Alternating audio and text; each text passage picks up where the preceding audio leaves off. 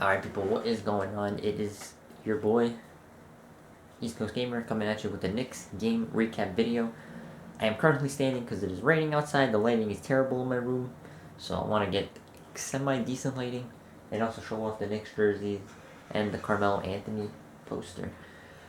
So, after the really fun game, the excruciating loss that the Knicks had to the Nets, which, come to find, the league reviewed it. Julius Randle did travel indeed, so even if they had reviewed it, we would have lost.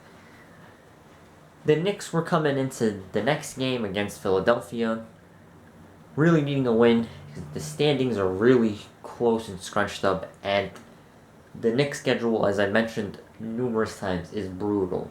They have to play Philadelphia next, who is the best team in the league, or actually, the best team in the Eastern Conference record-wise. And it was going to be a tough game. Even though Joel Embiid was out, you still expected Philadelphia to bring their A game, as they usually have, as Doc has really turned things around for them this year. And it was going to be tough. I thought it was a winnable game for the Knicks, though, before the game, and I thought that, they would bring some good momentum, fight hard, and possibly pull out a win without an Embiid. And as the game started off early, the Knicks had some great energy. They were out-rebounding the 76ers, out-running them. They were playing great defense. They were shooting well. And they got out to an early lead. I think it was like 18-11 before Philly called their first timeout. And as the game continued to progress and we go to halftime, the Knicks were playing really well. They had the lead. They were playing great defense. Philly was in some foul trouble, although their best players weren't quite playing great. Danny Green was missing a lot of threes. Seth Curry was missing a lot of threes. Tobias Harris was really on most of the game, including that first half, but Julius Randle was matching him, and they were both playing very well. Ben Simmons was doing okay, but he wasn't really dominating the game like he can at times, although I personally think the dude is overrated. He's still a very good defender and great passer and can score in the paint relatively easily, and some of those hook shots he was hitting was very good. I'm impressed that he's at least got that down in his repertoire. It can be very useful for him as he progresses as a player. Regardless, though, Knicks had the lead at halftime, and if you were a Knicks fan, you were thinking, okay, so we're going to win this game, right? Like, the signs are pointing in the right direction. You think Julius Randle and RJ are going to continue to play well, and they'll pull this out. But there were some things that were concerning about the game that deep down inside I kind of had a feeling that could cost us the game. I'm not going to say I knew we were going to lose, but there were some things that I was not very happy with. And the first thing was the missed free throws. Now, missed free throws always come back to haunt you, so you have to hit them. And the Knicks took more free throws in Philadelphia, but they missed more than them, I think. I believe the Knicks were 13 of 21 from the free throw line, so they missed 8 free throws. 8 easy points that if you hit those shots, and it wasn't just like Julius Randle or RJ Barrett, who will miss free throws occasionally, especially RJ. He's a little more inconsistent with it. But Emmanuel Quickly's missing free throws, and I think Burks missed a free throw, and he's an efficient free throw shooter. So just guys were missing free throws, and it was not acceptable. That's a little those the little mental mistakes can cost you in the game. So missing those free throws, and you see what the score was at the end, they'll get to, can really cost you, and it did for the Knicks. They were missing way too many free throws. Another thing that really cost the Knicks was their bench unit. Now, again, as I mentioned before, Derrick Rose is out, Alfred Payton is out. Those are significant injuries. Austin Rivers is on maternity leave. I'm sorry. I can never say it properly, but his fiance just had a baby, so he's away from the team. So the Knicks are already lacking guard depth. Mitch Robinson is out, so the bigs are out. And you saw that they're really missing Quickly coming off the bench. Because Quickly comes off the bench and he can provide a spark of scoring. And same thing with Alec Burks. But with all the injuries, those guys have to be in the starting lineup, and they have to play a lot more, and the bench unit really suffers because Frank and Obi have really been struggling. And there's not really more depth, and maybe that's kind of a knock on Tom Thibodeau for not trusting a guy maybe like a Kevin Knox who could score more. Maybe you should bring him off the bench. You got Brazdeikis and all these other guys who maybe you bring them on and maybe they help you a little bit. But the bench unit was a really concern, especially for Obi, and I know he's still young. Same thing with Frank, but you can see that at least for Obi, he's like a deer in the headlights. He doesn't know what to do, and I don't know if they're putting him in the wrong situations.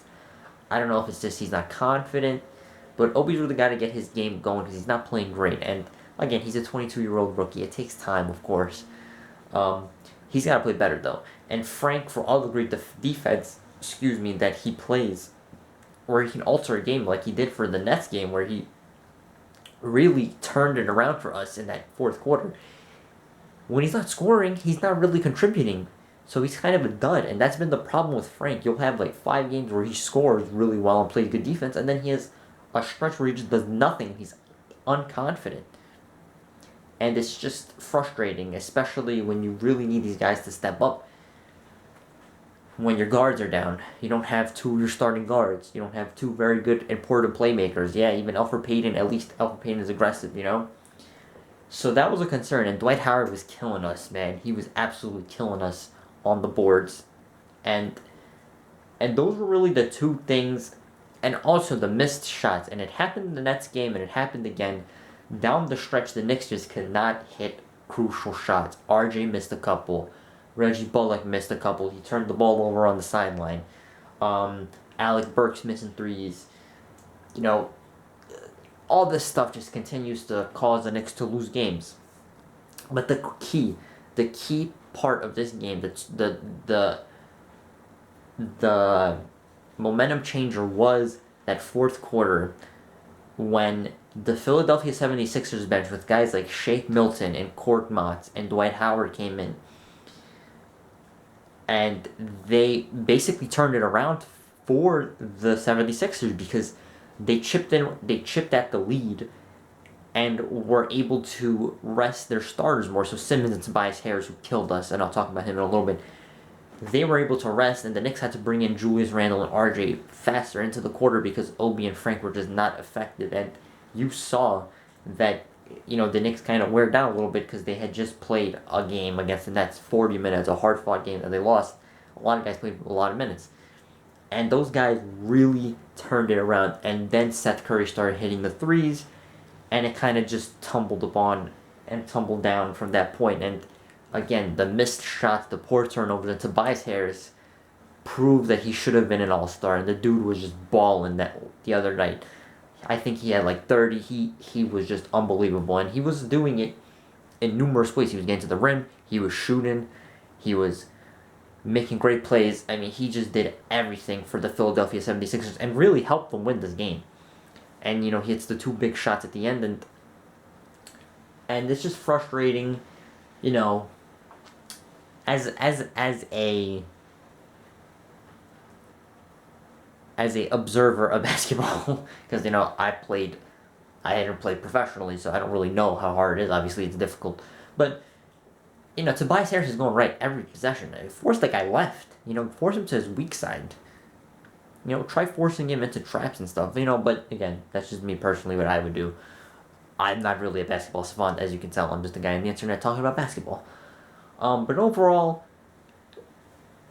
as a Knicks fan, we've had so many terrible teams in the past that when we have this team, which is mediocre, overachieving, and we gotta remember as Knicks fans to calm down, relax, remember that, hey, this is the team that is playing the best that they can, but they shouldn't be even in the playoff mix.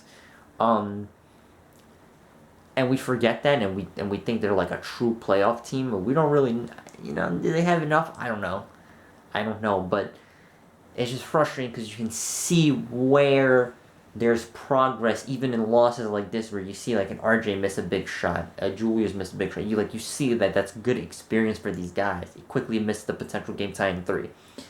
It's important. It's important for these moments to happen, but you also forget that hey, this is not really a team that's supposed to be at this spot right now, and you forget that, and it gets a little frustrating. But you gotta bring yourself back as a Knicks fan and realize hey, this is just part of the process. This isn't truly the team that's going to win a championship, obviously, but you got to remember, like, hey, we're missing some pieces. We're close. We're competing against great teams, and you just got to hope that they can keep it going and maybe they make the playoffs. But overall, a disappointing night.